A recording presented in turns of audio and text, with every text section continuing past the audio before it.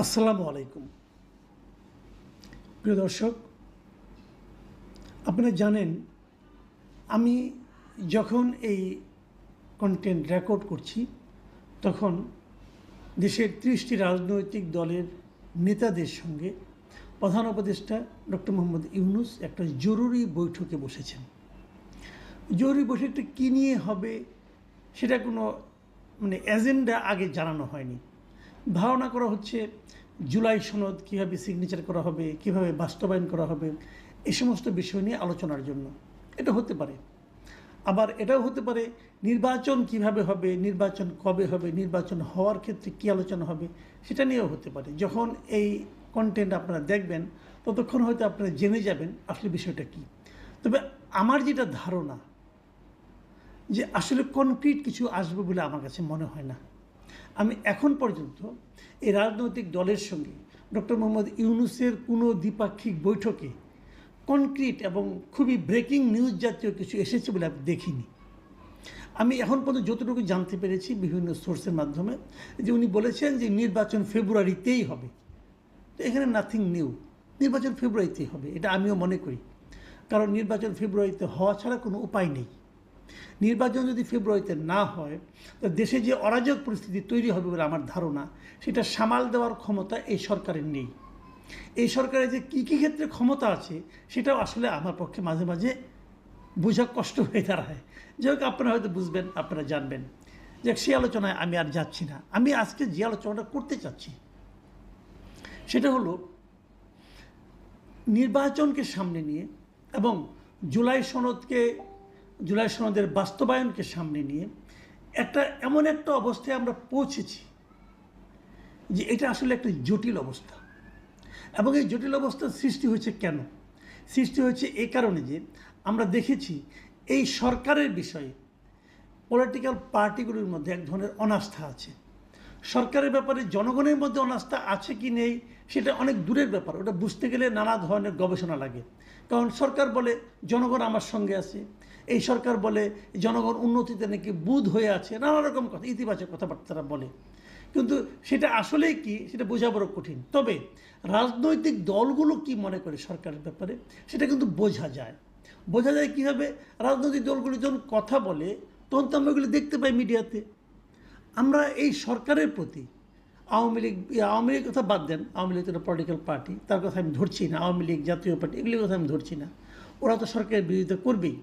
তো তাদের আলাপ যদি আমি বাদও রাখি, যারা সরকারের পক্ষে, যারা এই সরকারকে নিঃশর্তভাবে শুরু থেকে সমর্থন দিয়ে এসেছে, সেই দলগুলোর ফিলিংসটা আসলে কী?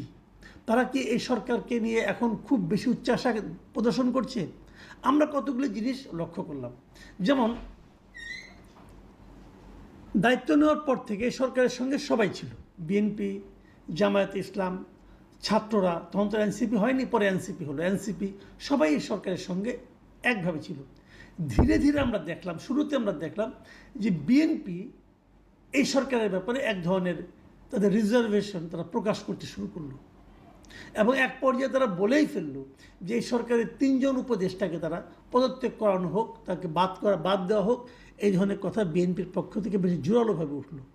আমরা এটাও দেখলাম এই সরকারের একজন উপদেষ্টার সঙ্গে বিএনপির একজন কেন্দ্রীয় লিডার, যিনি ঢাকা দক্ষিণে মেয়র নির্বাচিত হয়েছিলেন বলে দাবি করেছিলেন, আদালতের রায়ও তার পক্ষে ছিল, তার একটা সরাসরি বিরোধ আমরা দেখতে পেলাম। ঢাকা শহরে এক ধরনের অচল অবস্থা কয়েকদিন চলল। তো সেই সময় বিরোধটা এমন পর্যায়ে পৌঁছেছিল, বিএনপির পক্ষ থেকে বলা হলো যে সরকারের 3 জন উপদেষ্টাকে বাদ দিতে হবে। এবং এটা নিয়ে তখন কিন্তু জামায়াতে ইসলাম এবং এনসিপি সরকারের পক্ষে ছিল, তারা কিন্তু বিএনপির সমর্থন করেনি বিএনপিকে। কিন্তু গত 15ই জুন সরকার প্রধান ডক্টর ইউনূস যখন যে লন্ডনে যে তারেক রহমানের সঙ্গে মিটিং করলেন, তারপরে দেখলাম পুরো জিনিসটা যেন ওলটপালট হয়ে গেল। ওলটপালট কীভাবে? যে বিএনপি আর সরকারের ব্যাপারে কিছু বলে না। বিএনপি এখন সরকার যা কিছু বলে বিএনপি তার পক্ষে আছে। বিপরীত দিকে তারা যে 3 জনের পদত্যাগ চেয়েছিল ওটা আবার চায় না। এবং আপনার ইশরাক সাহেবকে তারা আন্দোলনের মাঠ থেকে প্রত্যাহার পর্যন্ত করে নিল। তার মানে আসিফ মাহমুদ সজীব ভুঁইয়ের জয় হলো এক ধরনের। ইশরাককে তারা ইচ্ছা করে হারিয়েও দিল। ইশরাকে আমি তো বলি ইশরাকে এক ধরনের কোরবানি দেওয়া হলো, যাই হোক যেটা হলো হলো। এত কিছু স্যাক্রিফাইস করলো বিএনপি যখন সরকারের পক্ষে সব কিছু মেনে নিচ্ছে, তখন আমরা দেখলাম এটা ভিন্ন দৃশ্য। সেই দৃশ্যটা কি, তাদের সরকারে এতদিনের যে বলা হয়ে থাকে সরকারের আপনার মানে কী বলবো এটাকে কিংস পার্টি হিসাবে যাদের পরিচিতি হয়ে গিয়েছিল এনসিপি, তারা ধীরে ধীরে সরকারের বিরুদ্ধে কথা বলা শুরু করলো। জামায়াতে ইসলামী, যাদের সঙ্গে অনেকে অনেকে এমনও বলতো জামায়াত ইসলামী সরকারকে চালাচ্ছে, দেখা গেলো তারাও সরকারের বিরোধিতা করা শুরু করলো। এবং সর্বশেষ যেটা আমরা দেখলাম যে এনসিপির যিনি প্রধান নাহিদ ইসলাম, তিনি তো সরকারের উপদেষ্টাদের বিরুদ্ধে সরাসরি অভিযোগও করলেন। তিনি বললেন সরকারের অনেকে তাদের অপকর্ম ঢাকার জন্য এবং সেফ এক্সিট খুঁজছেন, এবং এই জন্য তারা বিভিন্ন রাজনৈতিক দলের নেতাদের সঙ্গে এক ধরনের লিয়াজও করছেন, তিনি বললেন। এবং উনি বলার পর ওনাদের আরেকজন নেতা সার্জিস ইসলাম বললেন যে মৃত্যু ছাড়া এদের কারো কোনো সেফ এক্সিট নাই। তারপরে দেখলাম তাদের আরেকজন কেন্দ্রীয় নেতা সামান্থা শারমিন, তিনি আবার বললেন যে প্রত্যেক উপদেষ্টাই নিজেদের আখের গুছিয়ে রেখেছেন, এখন তারা চলে যাবেন যে কোনো সময়। নাহিদ ইসলাম বলেছিলেন যে কয়েকজন উপদেষ্টা, আর সামান্থা শারমিন বললেন প্রত্যেক উপদেষ্টা। তার মানে ধীরে ধীরে কিন্তু অভিযোগের মাত্রাটা বাড়ছে। এরপর আমরা দেখলাম আবার জামায়াতের নায়েবে আমির আবদুল্লাহ মোহাম্মদ তাহের, উনি বললেন যে সরকারের উপদেষ্টা নাকি কোনো কোনো উপদেষ্টা নাকি নানা ধরনের ষড়যন্ত্রে লিপ্ত।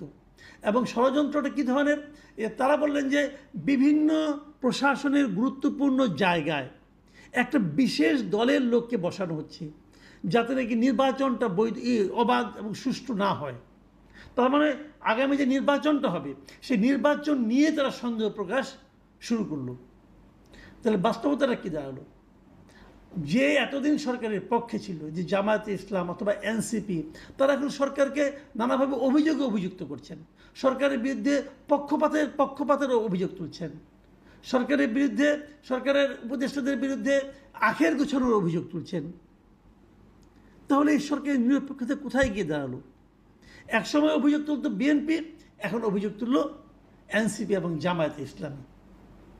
মানে ব্যাপারটা কি, যখন নাকি সরকার যে দলের পক্ষে থাকে তারা কিছু বলে না, তার প্রতিদ্বন্দ্বী দলগুলো অভিযোগ করে। বিষয়টা কিন্তু এরকম।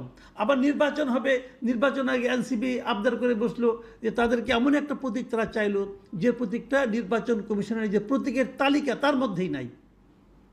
তাহলে সেই প্রতীক কি তারা পাবে? যদি না পায় তারা নাকি নির্বাচনও করবে না, এমন একজন তাদের এক নেতা বলল। তার মানে নির্বাচনও কিন্তু এক ধরনের অনিশ্চয়তা দেখা দিয়েছে। একবার ভাবুন, এই নির্বাচনে যদি বিএনপি যায়, যদি জামায়াত এবং এনসিপি বলে তারা নির্বাচনে যাবে না, তাহলে নির্বাচনের চেহারাটা কী দাঁড়াবে? নির্বাচনের চেহারা তখন ভয়াবহ দাঁড়াবে। এদিকে আওয়ামী লীগ নাই, আওয়ামী লীগকে সরিয়ে দিয়েছেন আপনি, আওয়ামী লীগকে বিপজ্জনক মনে করে সরিয়ে দিয়েছেন, ভালো করেছেন, আপনারা যা ভালো মনে করেছেন। জাতীয় পার্টিকে নির্বাচন করতে দেবেন কিনা এখনো বুঝতে পারছি না। যদি জামাত এবং এনসিপিও না থাকে, নির্বাচনটা কার সঙ্গে কার হবে ভাই? আবার তারপর প্রধান উপদেষ্টা বলছেন যে উনি একটা ইতিহাসের শ্রেষ্ঠ নির্বাচন দিবেন। কিভাবে দিবেন উনি? তো সব মিলিয়ে যে অচল অবস্থা, এটা কেন? আবার আমি যদি তত্ত্বগতভাবে একটা কথা বলি, ধরা যাক সরকার একসময় জামাত এবং এনসিপির পক্ষ ছিলেন, তখন তাদের বিরুদ্ধে বিএনপি কথা বলেছে। এখন আবার ধরা যাক তারা বিএনপির পক্ষে আছেন, এখন এনসিপি এবং জামাত সরকারের বিরোধিতা করতেছে। এই যদি হয় তাহলে আমরা এটুকু তো অন্তত মানতে পারি যে সরকার কখনো না কখনো কোনো না কোনো দলের পক্ষে ছিলেন, কোনো না কোনো দলকে তিনি বিশেষ সুযোগ দিচ্ছিলেন, এই সরকার দিচ্ছিলেন অথবা দিচ্ছেন। তাহলে এই সরকারকে আপনি নিরপেক্ষ কী করে বলবেন? নিরপেক্ষ আগেও বলা যেত না, এখনও বলা যাচ্ছে না। আমি যদি জামায়াতে ইসলাম এবং এনসিপির অভিযোগকে সত্য বিবেচনা করি, তাহলে এই সরকার নিরপেক্ষ নয়, এই সরকার কোনো না কোনো দলের প্রতি পক্ষপাতদুষ্ট। আবার আগের 15 জনের আগের যদি বিএনপির কথাগুলিকে, অভিযোগগুলিকে আমরা সত্য বলে বিবেচনা করি, তাহলে তখন এই সরকারটা পক্ষপাতদুষ্ট ছিল জামাত এবং এনসিপির দিকে। তাহলে এই সরকার তো নিরপেক্ষ নয়। যদি এই সরকার নিরপেক্ষ না হয়, তাহলে এই সরকার কিভাবে একটা ভালো নির্বাচন করবে? তার মানে এই সরকারের পক্ষপাত দুষ্টতার একটা অভ্যাস আছে, কখনো এই পক্ষে থাকে, কখনো ওই পক্ষে থাকে। কিন্তু আপনার তো কোনো পক্ষে থাকার কথা না, তাহলে আপনি কীভাবে নির্বাচন করবেন? আর এই সরকার প্রধানত আগে একবার বলেওছেন যে উনি নাকি ছাত্রদেরকে বলেছেন রাজনৈতিক দল করতে। তাহলে বিষয়টা কী দাঁড়ালো? আমি জানি না আজকের মিটিংয়ের পরে কী সমাধান আপনারা পাবেন। এর মধ্যে আবার এই যে আপনাদের কি বলে জুলাই সনদ, এই জুলাই সনদ বাস্তবায়ন নিয়েও আরেকটা কিন্তু ক্যাচাল বেঁধেছে। সেটারই বা কীভাবে সমাধান করবে সরকার আমি জানি না। আমার ধারণা নির্বাচনের ডেট যত এগিয়ে আসতে থাকবে, যত নিকটে আসতে থাকবে, তত বেশি জটিলতা তৈরি হতে থাকবে এবং এই রাজনৈতিক জটিলতাগুলো দেশকে কোন দিকে আলটিমেটলি নিয়ে যাবে আমি জানি না। গণতন্ত্রে উত্তরণের জন্য যে প্রচেষ্টা, সেই প্রচেষ্টা